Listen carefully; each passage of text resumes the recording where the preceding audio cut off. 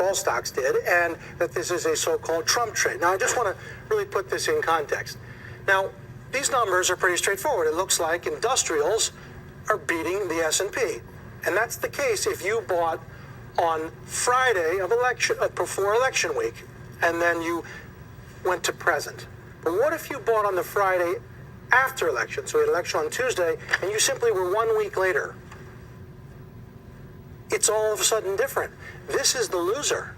Meaning, if you were there for the first 3 or 4 sessions, yes, you're outperforming the market. But if you chased it on the election week, Thursday or Friday, you're actually underperforming the market, meaning you've had opportunity cost that's hurt you. You've picked something that the market is outperforming. There is no Trump trade here. It was literally 4 sessions. Okay, let's do it optically. The line I've drawn is on the Friday of election week, so you get this huge run on the election, 3-4 days, and what we know is since then, the industrials have traded up, hence the arrow that I've drawn, but their relative performance is down. Meaning, so if you weren't there for that week, those days, and you chase it the following Monday, you're up absolute, and yet it was a bad pick. There are other things that could have paid you more. Let's take it back a little further. Now, this is relative performance to the S&P. All industrials, after the industrial recession that the companies speak of, have gotten back to relative performance almost perfectly to their prior high and stopped dead cold.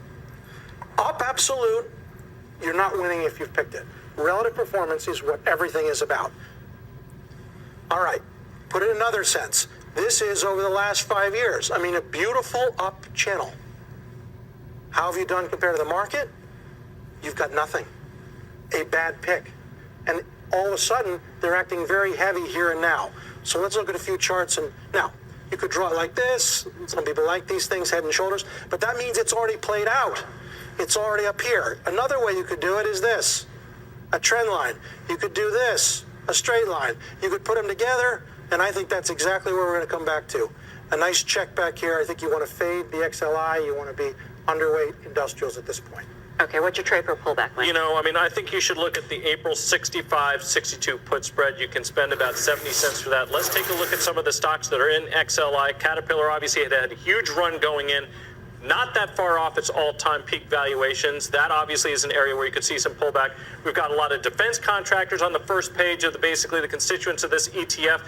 Donald Trump's always talking about trying to get more for less out of the defense contractors. That is a risk factor that they certainly have. You also have a lot of names in here that do have some dollar exposure. And finally, you have some CEOs at the lesser-known names like the Fastenals of the world who said we've basically been in an industrial recession as far as they're concerned for the last several years. So you had obviously a great run. A lot of these stocks are looking pretty rich at this point. So I think you can use inexpensive options now to make a bearish bet. I like his